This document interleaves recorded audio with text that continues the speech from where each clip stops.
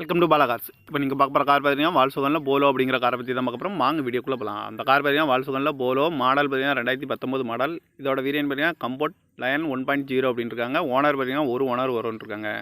இது ஒரு பெட்ரோல் வண்டி தான். கிலோமீட்டர் பார்த்தீங்கன்னா 86,000 கிலோமீட்டர் ரன்னிங் ஆயிருக்கு. நோ சர்வீஸ் ரெக்கார்டு தான். இன்சூரன்ஸ் பார்த்தீங்கன்னா 15/8/2025 வரைக்கும் இன்சூரன்ஸ் எடுத்து வச்சிருக்காங்க.